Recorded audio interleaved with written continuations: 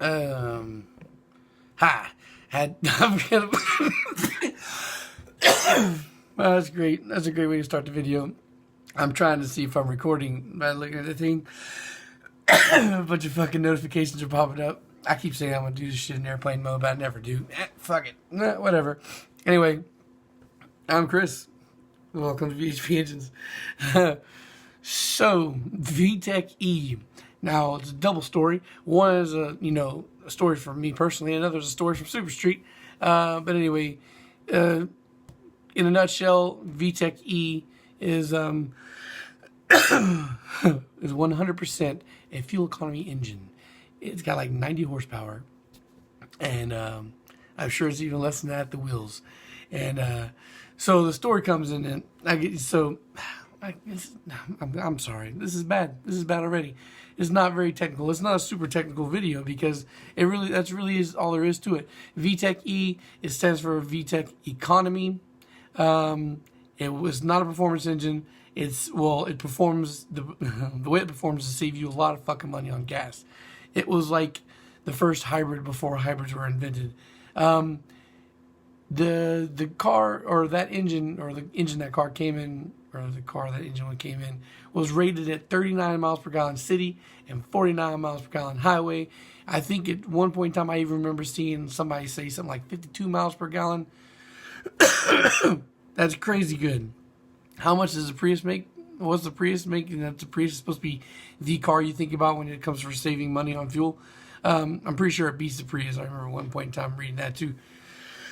Okay, sorry. Jesus Christ. The first story is my experience with the Vtec-E. I was still in the Army. Oh yeah, I was just going in. I think I was on leave before I went to Korea.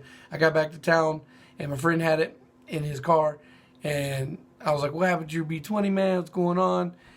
He's like, "Well, I live in Gainesville now most of the time." I think he was going to school or something up there, and he was traveling from Gainesville to Miami on a regular basis. I want to say that's like a 5-hour drive or more. I can't remember without double checking. And Gainesville is somewhere up around the Panhandle, and of course Miami's all the way down in the South Florida.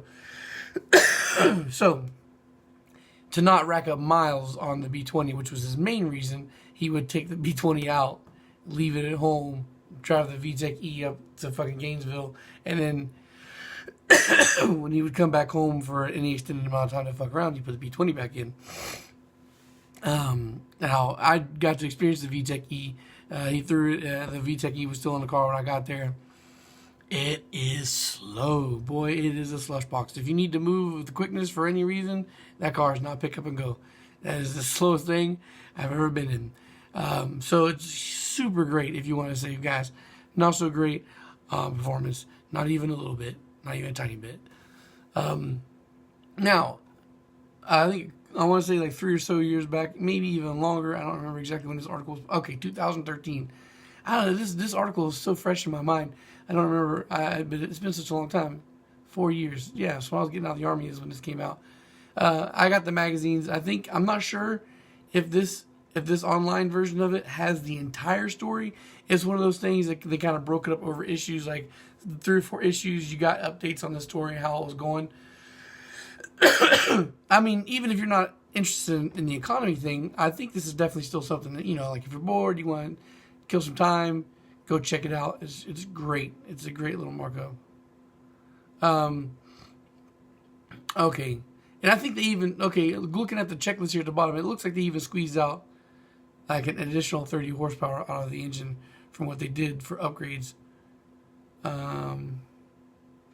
So what they wanted to do is build I think it's called Project Sipper. Yeah, 92 Honda Civic VX Project Sipper.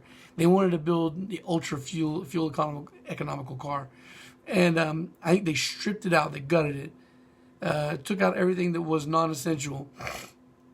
They replaced all of the glass with that Lexan glass, which is that plastic stuff that's used for racetrack and shit. Yeah, they peeled out the sound deadening. It's really cool stuff. I think the car looked really awesome when it was finished too, but they took out everything that was non-essential, made the car as light as possible, and put everything new on the engine, I think too. I'm looking here because I just had it a minute ago and I scrolled past it. Okay, so Okay. So the rate it's rated at 39 city, 40 fucking something, 39 city, 49 highway. When they measured their fuel mileage, or what their savings was, and they hit 43 to 45 miles per gallon on their first road trip, accelerating normally after doing between 65 and 75 on the highway for a majority of the trip. Here it says, with future models, the car will probably average 60 plus miles per gallon without breaking a sweat. We'll take this ride over Prius any day. I would have to reread the article again to see how much they actually got out of it. But I think from just dropping it in with a couple of tweaks to just like buying new stuff, they were able to get that, that 40 something miles per gallon, which is already great. Our target weight is to achieve 1,800 pounds, which coincidentally happens to be the same weight as a Smart 4.2. So yeah,